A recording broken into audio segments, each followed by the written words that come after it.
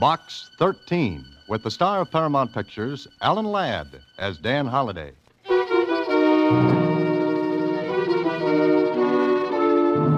Box 13, care of Star Times. Please meet me at 2 o'clock tomorrow afternoon in front of the Mercantile Building. You can do me a tremendous favor, perhaps change the whole course of my life. I shall be wearing a brown gabardine suit, and I'll be carrying a forest green suede hat. I'll be carrying a forest green suede handbag. That was all. No name, no initials. Just the letter. Well, it didn't sound like much of an adventure. Brother, but how I could have used a crystal ball in good working order.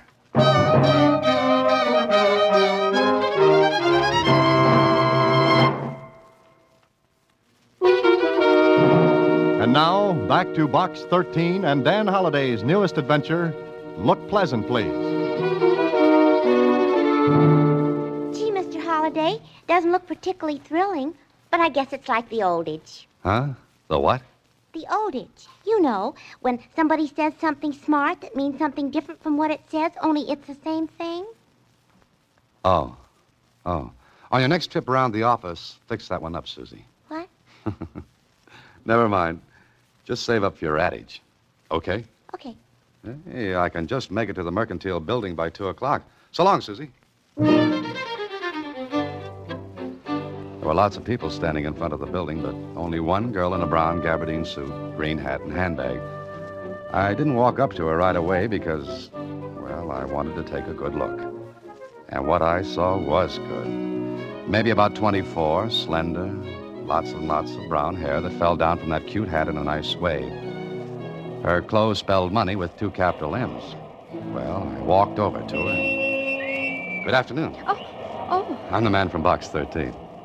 Oh, thank you. Look, I know this sounds terribly foolish and silly, but I do want your help. Mr. Holliday. Dan Holliday. Oh, all right, Mr. Holliday. Do you have half an hour to spare? Well, the afternoon's young, and I can wear it away to an old age. That answer your question? Yes, it does. Do you photograph well, Mr. Holliday? Huh? Well, my baby pictures always turned out pretty good. Of course, that was a little while ago, and Look, I want you to have your photograph taken with me. Oh, is that all? Yes, that's all. Of course, I'll pay you for your time and trouble. Oh, no. My time's my own, and what trouble I get into is usually my own fault. All right, Mr. Holliday. There's a photographer in this building. He's ready for us. Oh, by the way, what's your name? Jones. Mary Jones. Oh. You know, Miss Jones, a writer often spends hours thinking of the right name for the characters in his stories. But here you come along and without batting an eye, think up a very unusual one. Do you have to know my real name? Well, I'll live without it, but Will you do it, Mr. Holliday? All right, Miss Jones. Let's go look at the birdie. The photographer was ready, and it didn't take long for him to run off 3 shots. Miss Jones paid him, and the 2 of us went back downstairs. Out on the pavement, I turned to her, and I guess she read the look on my face. Please don't ask me why, Mr. Holliday. Goodbye, and thanks very much. Well, before I could move my feet, she was into a cab and gone. If this was it, I'd just chalked up the shortest adventure on record. There was nothing to do but go home and mark it off to experience. Yeah, that's where it should have stopped. The next morning, I walked into my office as usual and... Hey, what is this, Susie? You could have told me. Told you what? I quit. You didn't trust me. Oh, Susie, will you stop? Oh, and the phone's been ringing all morning. Everybody wants to know about it. About what? Just answer the phone and find out. You... Careful, Susie, careful. Hello. Good morning, lover boy. Oh, Kling. Well, how's the police department? It's bright and early. It's not good to hear your voice. I called for information. Yeah, what kind? What about? Well, shall I wear my organdy hat and crepe de chine badge? What are you talking about?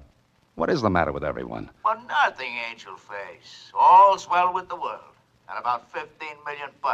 Everybody's crazy. Yeah, everybody but you. Oh, nice going, Holiday. Nice going. Am I invited, or don't you want cops? It might make the thing look bad, you know. In 2 seconds, Kling, I'm going to hang up on you.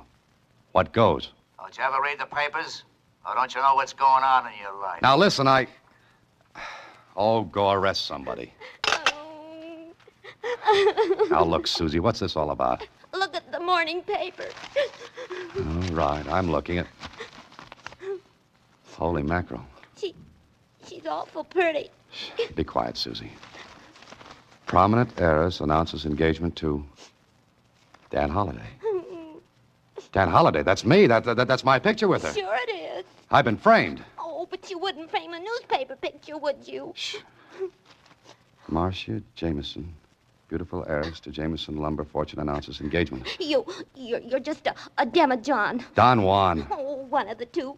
But you could have told me. I could have told myself. Susie, if that phone rings anymore, don't answer it until I get this thing cleared up, one way or another. Goodbye. I got Marcia Jameson's address from the society editor at the Star-Times, and a half hour later, I was ushered into the big library at the Jameson home.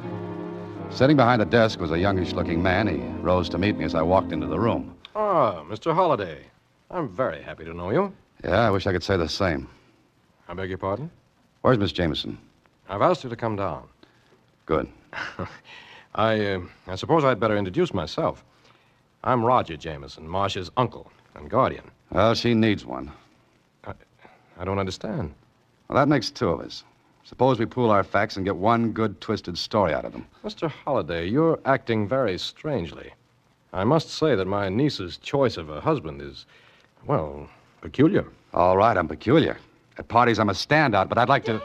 Dan, darling, how nice of you to come this morning. What did you expect? You, of course. You've met Uncle Roger. Yes, Marcia, we've met. Oh, I want you two to like each other. Oh, fine. I love everybody in the world, but Uncle Roger, could I speak to Dan alone, please? Certainly, Marcia. You'll stay for lunch, Mr. Holliday?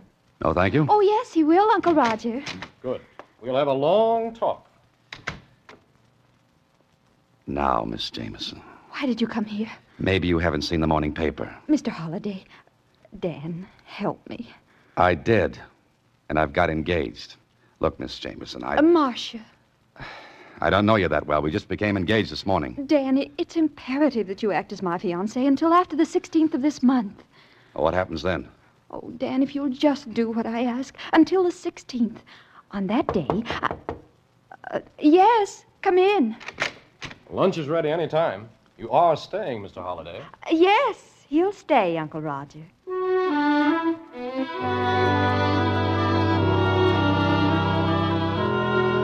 One more lunch like that, and I'd have had indigestion for the rest of my life. Uncle Roger was very curious about me. He asked a lot of questions, which Marcia answered. Then, when I was ready to leave... Of course, Mr. Holliday, this engagement came as a complete surprise to me. I had no idea you and Marcia even knew each other. Well, I get around a lot, Mr. Jameson. You'd better call me Roger, Dan. Yes, there's nothing like being friendly. Well, I'm sure Dan has a lot of things to do this afternoon, Uncle Roger. We'd better let him go. Of course. We'll have plenty of time to talk about things, Dan. Goodbye. Goodbye, Mr. Roger. Oh, thank you, Dan. You were wonderful. Superb, considering I didn't know where the ball was half the time. Oh, we'll wait until the 16th, won't you? It's 5 days from now. Meanwhile, what do I tell my friends? And where do I stack the wedding presents? You can always say we broke up. Uh-huh. And I'll tell you something else, Dan. Can there be anything else? I almost wish the whole thing were true. Goodbye, Dan. And with that, I was left standing on the elegant steps of the Jameson Castle. Well, I could have put the whole thing on the line and cleared up the situation. It'd have been easy. Just deny it. Tell the whole story. Or I could stay in the play and see what the score was. I walked down the stairs, then glanced back and looked up at a window and right into Uncle Roger's eyes. Before I could smile, he let the curtains fall back in place. Okay, that made up my mind. Curiosity killed a cat, they say. All right. Meow.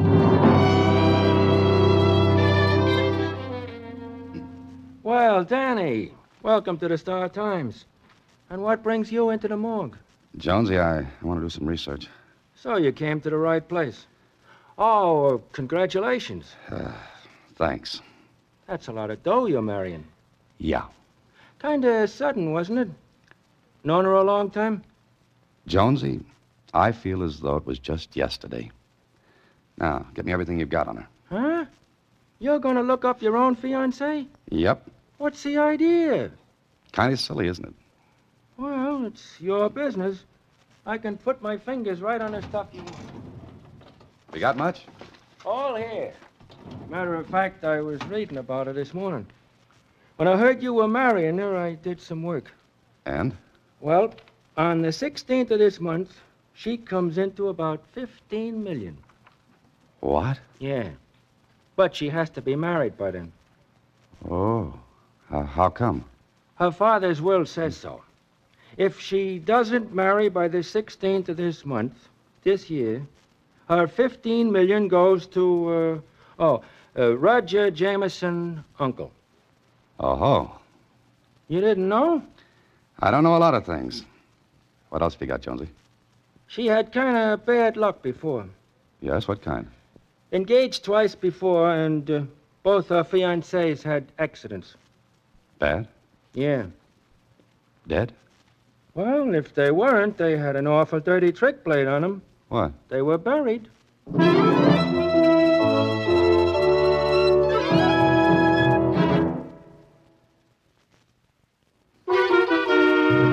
And now, back to Look Pleasant, Please. Another Box 13 adventure with Alan Ladd as Dan Holliday. Well, there I was, all wide-eyed and innocent, engaged to marry a girl whose last two fiancés had lots of bad luck. For myself, I wasn't anxious to inherit any of that. But I had to find out a little more. So I went back to the Jameson place. The butler recognized me and let me in without announcing me. I walked down the hall and heard voices in the library. Ordinarily, keyhole listening would have been out, but, well, I heard my name. The door was open, so... I tell you, Dan, we'll go through with it. Oh, Dan, first name already, huh? Oh, don't be silly, Charles. I've got to convince everyone he is my fiancé. Well, what if he backs out before the 16th? He won't. What makes you so sure? I know. Oh? Oh, don't be stupid, Charles. I'm not stupid. I'm just careful. Darling, you know better. Well, All right, Marcia. Now, you'd really better go, Charles. After all, you know... As they say in Alice in Wonderland, curiouser and curiouser. I was wondering about it when Charles came toward the door. I backed away and ducked into another room. Well, where is Dan now? I don't know, Charles, but you'd better get back to the office or Uncle Roger will miss you. All right, Danny. Bye. I'll tell you when and where we can meet again, sweetheart. You know, I'm fussy about these things. Who the devil is... The name's Holiday, Charlie. I'm engaged to Marcia. How did you get in? The front door. It works.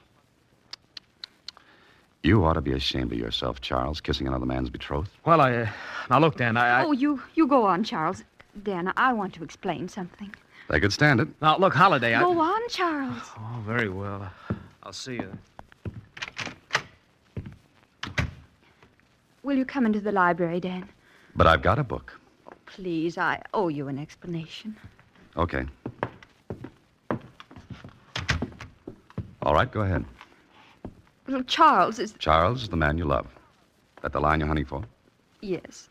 All right, that's the first I'll leave out of the bottle. The rest should be easy. But it isn't.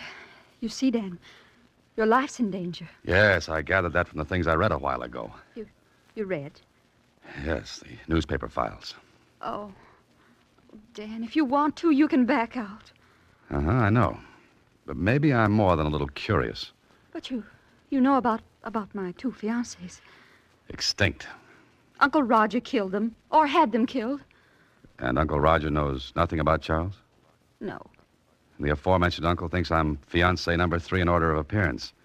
Uncle tries to put a block on me while Charles goes for a touchdown, right? Oh, you make it sound so brutal, heartless. Got any other words for it? You and Charles live happily ever after. I don't. All right, you can do as you please. I was going to... to ask you to go through with it. But I can't. So before I left, I promised Marcia I'd stick it out another day. Okay, I'm a sucker. But if Uncle Roger was going to toss a curve, I'd at least be waiting for it. But before I went any further, I called on Lieutenant Kling, told him what was up. He was very sympathetic. Oh, what a story. Ha, ha, ha, ha. Strikes you funny, huh? Yeah. All I want to know is, was there anything that might have tied the uncle in with the deaths of Marcia's fiancés? No. You're sure? Sure I am. When I read about your engagement, I remembered her name. And? Those deaths were accidents. And the uncle? Clean. Look, Kling, maybe he's smart. Yeah, could be. There are lots of smart people in the world. Oh, but I'm not one of them. Is that it? Look, Holliday, I warned you that someday your Box 13 routine would land you in a slippery spot. Okay, it's up to you to keep your footing. Kling, just suppose I lead with my chin, and Uncle Roger takes a poke at it. Would that open up the other two cases? Sure. All right, maybe I'll do it. Holliday. What? Look, take it easy.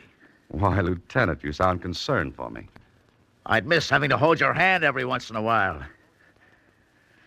Well, what are you going to do now? Call on Uncle Roger and make like a sucker.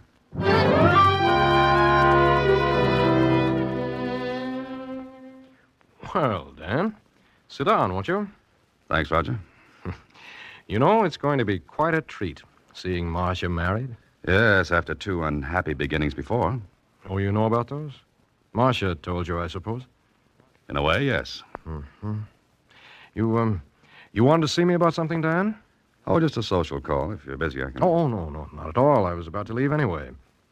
You know, Roger, it's very strange. Strange? What is? You haven't asked me anything about myself. I don't have to, Dan.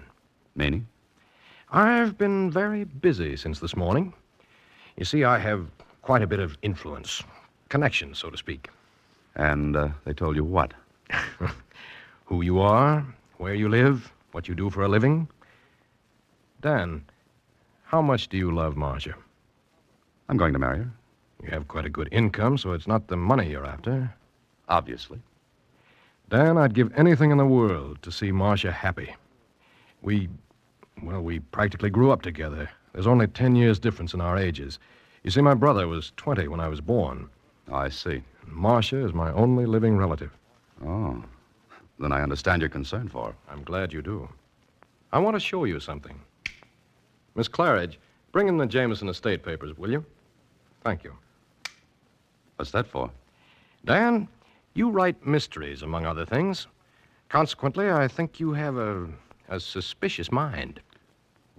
What do you mean by that? Well, I'm Marcia's uncle, trustee of her fortune until she gets married, which must be by the 16th of this month. Now, surely in one of your stories you must have written about a guardian who misappropriates funds, embezzles. No, I never have. Well, it doesn't really matter. You see, The estate papers, Mr. Jameson. I thought I asked Miss Claridge to bring them in. Oh, well, she was busy, and I was on my way past anyway. All right, Charles. Thank you. Oh, Charles, this is Dan Holliday, Marcia's fiancé. Dan, this is Charles Crane. How are you? Fine. Congratulations. Thanks. Is that all, Mr. Jameson? Yes, that's all. Thank you. All right. Here are the papers. I think you'll find every penny accounted for. Everything in order, Dan? It looks like it. We're going to get along, Dan. Get along beautifully. I wonder for how long. If Uncle Roger was planning on making me number 3 on his hit parade, he was playing it smart. Oh, he was smooth. Mm-hmm. So smooth that I stayed at a hotel that night. If Uncle Roger knew where I lived, I might have visitors. And, of course, I didn't sleep much. There was a lot of thinking to do. And it added up to something funny. The next day was Saturday, and it came in handy because Uncle Roger's office was closed. And I wanted to see something there. I called on Marcia and told her. Maybe she was a little surprised. Why do you want to go through the files, Dan? I've got a hunch, Marcia. Maybe Uncle Roger didn't show me the right papers. For the estate? Yeah, that's it. Have you got a key to the office? I can get one, and one to the files. Get them for me, will you? Say, where's Uncle Roger today? Oh, on the yacht, anchored outside the harbor. You're to go there tomorrow night. Why? He's arranged an engagement party. Dan, if you don't want to go, if you want to back out now... Nothing doing. I'm beginning to like this. All right, Marcia, give me the keys.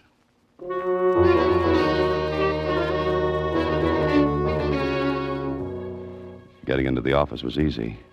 I went to the files marked Jameson. Yeah, the papers were there all right. But not the set Uncle Roger had shown me. These were different. What little I knew about finance showed me some fancy juggling had been going on. I was checking them carefully when a neat round hole appeared in the file case alongside my head. I ducked behind the cases and peeked around just in time to see the outer door to the office close. Somebody with a silenced gun played clay pigeon with me. So Uncle Roger was on the yacht, was he?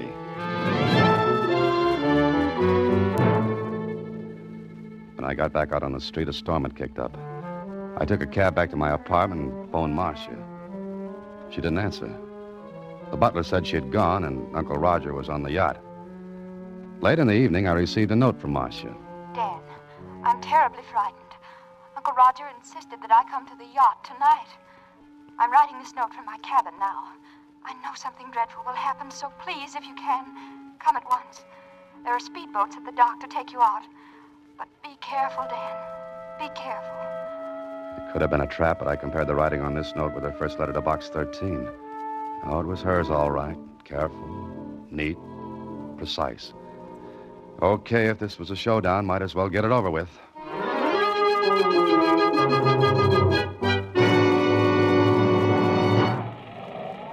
When I got there, the yacht was pitching and rolling like a bad bronc with a burr under his saddle. That all-day storm hadn't let up a bit. Then I was on board, but nobody was in sight. There was one cabin with a light inside. I went to it, opened the door. Holiday? What are you doing here? Visiting? I don't understand. Didn't Marcia tell you the party was tomorrow night? I like to be early for appointments. Where is Marcia? What's the matter with you? She's not here. Oh, yes, she is. Have you gone crazy? Not yet. Sit down, Uncle Roger. Oh, all right. You know, Uncle Roger, I don't like being shot at. I don't know what you're talking about. Where is Marcia? Cut it out. Yes? What were you going to say? Well, what's the matter? Have you got a gun? Gun? Yes, but... Get it. Are you... Get it fast. It's not here. It's always in this desk drawer. Is this what you're looking for, Uncle Roger? Charles, what are you doing here? And you might ask him what he's doing with your gun. It is yours, isn't it? Well, it looks like it. You don't think I'd kill you with my own gun, do you, Holiday? Very neat, Charlie, very neat. But the crew... Just 2 crewmen aboard. The rest won't be here until tomorrow. And that storm is convenient. Lots of noise. Something funny, Holiday? Yeah. Yeah, you are. You think you're going to get by with this, don't you?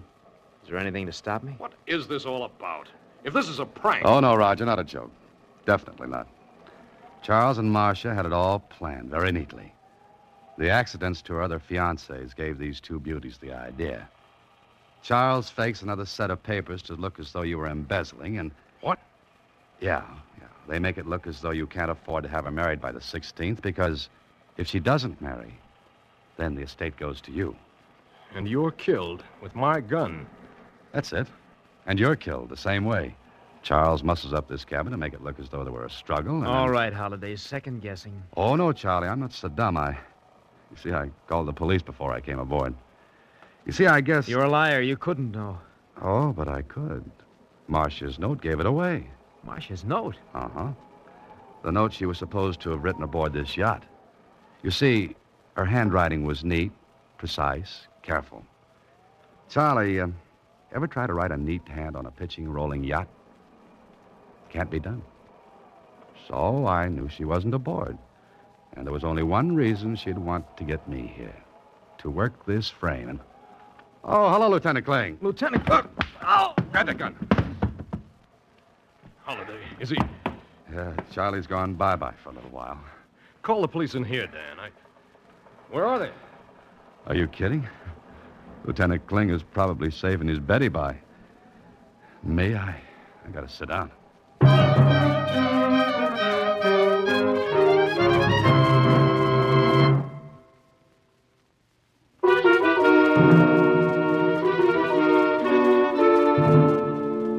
You see, Susie, they weren't satisfied with $15 million. They wanted Uncle Roger's money, too. Which they would have had if that frame had worked. Uh-huh. Hey, what are you doing?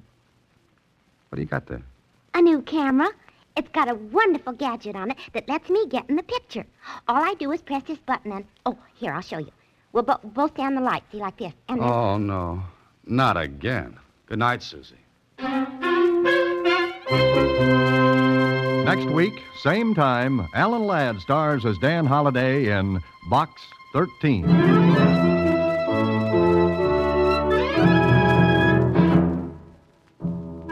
Alan Ladd appears through the courtesy of Paramount Pictures. Watch for him in his latest picture, Saigon. Box 13 is directed by Richard Sandville, with an original story by Russell Hughes, and original music composed and conducted by Rudy Schrager. The part of Susie is played by Sylvia Picker, and that of Lieutenant Kling by Edmund McDonald. John Beale played Roger Jameson. Production is supervised by Vern Karstensen. This is a Mayfair production from Hollywood.